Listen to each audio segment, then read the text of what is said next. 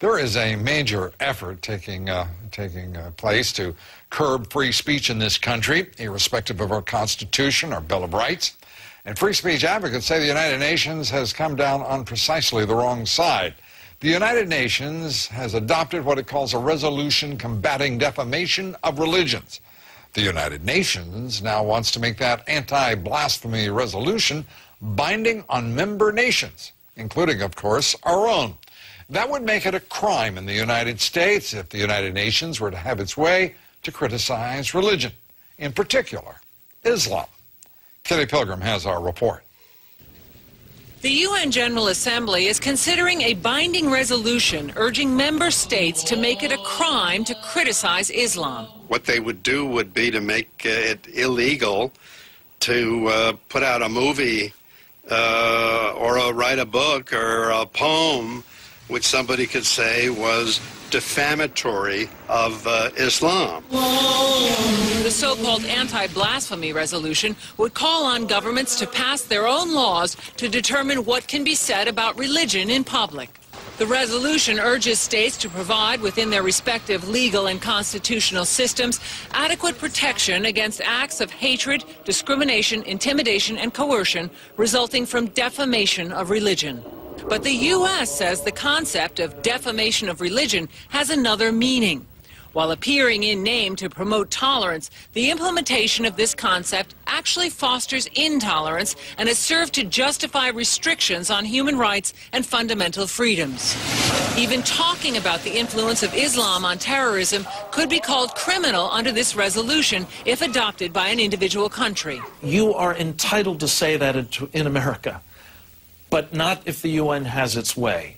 They would criminalize that kind of practice, and they are trying to do it elsewhere around the world.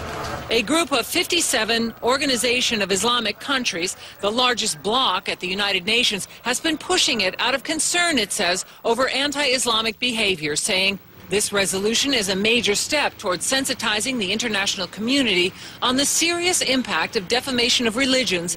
Last December, the General Assembly passed it as a non-binding resolution. And this year, a binding resolution is expected to be introduced as early as March.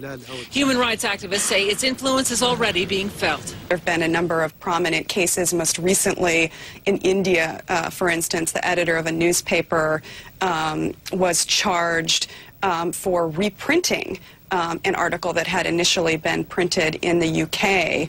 While the article mentioned the three major religions, Christianity, Judaism, and Islam, the editor was arrested for, quote, hurting the religious feelings of Muslims. Now, essentially what this resolution would do is to urge countries to pass laws in their country which would be unconstitutional in the United States and basically violate the spirit of many Western judicial systems, Lou. Yeah, a couple of questions. One is, of those 57 nations supporting this resolution, how many of them are democracies? I couldn't tell you, but many of them are Islamic countries. Pakistan has led the charge on this and has tabled this resolution. So they're not democracies, and they're fascinated with their own precepts about what would constitute the way to run a nation, not like ours. Is there any discussion, or perhaps of simply, if the United Nations insists on doing this, sort of bulldozing the building, getting it out of the way, and letting them go find another place to live? It wasn't really discussed in my my discussions today. Well, perhaps we can raise that as an alternative to impinging on our constitutional liberties. Kitty Pilgrim, thank you very much. Appreciate it. From the United Nations. What a place. Well, joining me now with more on the UN effort to stifle free speech, to squelch it, really, is Christopher Hitchens. He's Vanity Fair columnist, author of God is Not Great, How Religion Poisons Everything. Christopher, I have to say, first, welcome. Great to have you back with us. Secondly, how dare these people attempt such a thing? Well, first, thank you for having me back. And second, look, the claim of Islam is that it is the last and final revelation from God to humanity. That's quite a big claim to make, that you don't need another book after the Quran. You don't need any more evidence. You don't need any more argument. It's all done for you. Now, that's okay if people want to claim that. But now they want to say, if you have any difficulty with this idea, if you have any doubts about it, you're not allowed to express them. Because if you do, you are insulting us. You're making us feel hurt. Now, just imagine those two claims put together. One, a fantastic claim, and the other, a fantastic claim that you can't challenge. That is totalitarianism defined. It's a rape and butchery of the First Amendment of our Constitution. It's also being joined, though, Christopher, by a lot of nations that are not Islamic, and there seems to be a strong move forward, and it's already, in point of fact, been approved at this level by the United Nations. I have to say that we're reaching a point in the United States where we've got a group of people who will go around clucking, saying, oh, yes, this will be just fine, irrespective of our constitutional rights, because there's some, you know, we have Americans now. There is a movement afoot in this country for hidebound orthodoxy of all sorts of extremes, politically, religiously, in which people say, you know, the heck with the Constitution, there are higher issues at order here. You're quite right about that. I mean, when Salman Rushdie was sentenced to death by a senile theocrat in Iran for writing a novel, the Archbishop of Canterbury, His Holiness the Pope, certainly the Sephardic Chief Rabbi of Israel, and many other religious figures joined with Khomeini, not in exactly endorsing the fatwa, the death sentence, but in saying the problem was blasphemy. That they agreed with the Ayatollah to that extent. The problem was not the destruction of free speech and free expression, but the hurt feelings of the religious. This is a common problem. In Britain, there's a blasphemy law that only protects Christians, for example. It's a big source of Muslim grievance. But when you clear away all these discrepancies, there's one overwhelming thing that's happening, and it's this. There are Muslims who are prepared to use violence at the drop of a hat. If a cartoon is published in Denmark, if the Pope makes an off-the-cuff remark, a stupid one in my opinion, about Byzantium or the Crusades, they go straight to violence, but yet you cannot criticize them for being violent, lest you be accused of blasphemy. Yeah, and it is, well, Islam, of course, Christianity, whatever it may be. The United Nations is getting a bit burdensome, it seems to me, to anyone who's interested in freedom. Whether it be through the World Trade Organization, whether it be all sorts of institutions, organizations, ranging in issue from global warming to anti-blasphemy. Yes. This is becoming a totalitarian, authoritarian organization. And political correctness is really an effort to control, more, seemingly to me at least, nothing more than an effort to control thought.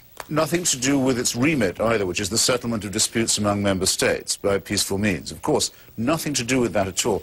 And remember, thanks to Eleanor Roosevelt, all member states or applicants for membership of the UN were not compelled, but were strongly urged to sign the Universal Declaration of Human Rights, which, among other things, protects freedom of expression. And the countries that refused could still join, but remember that they were the then Soviet Union and Saudi Arabia.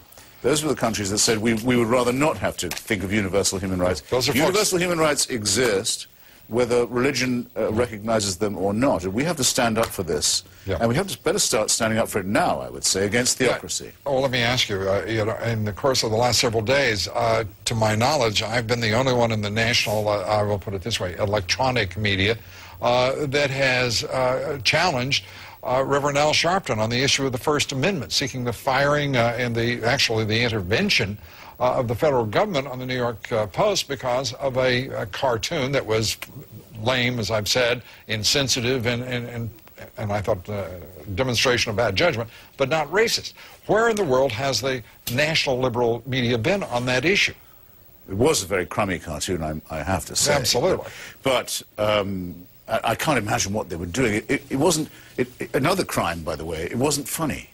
I mean, can we just say that that's also an offense? I started out with lame. Extreme, yeah. Being unfunny is a fantastic failure in a cartoonist. And I think we should have people's heads for every time they don't perform. The federal government has no competence in these matters. Right. And it can't be solicited for this. Now, just scroll back a bit. I've been to Friday prayers in Tehran. Right. Several times. Christopher, I'm going to have to leave you at prayers organized chanting of death to America, death to Britain, death to Israel. Its head of state is allowed to come to the UN. That's fine by me, but don't let them tell me that only those who criticize them are being blasphemous. Yep.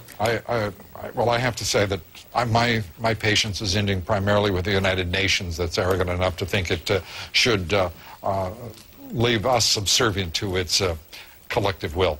Christopher Hitchens, always good to have you here. Wish we had more time. Thank you. Okay. Well, we want to know what you think. Our poll question tonight is, do you believe the United Nations restriction of freedom of speech in the United States should be tolerated? Yes or no? Cast your vote at BlueDimes.com. We'll have the results here later. 98% of you say the United Nations restriction of freedom of speech in the United States should not be tolerated. And I'm thinking about bulldozers, but that's an addendum.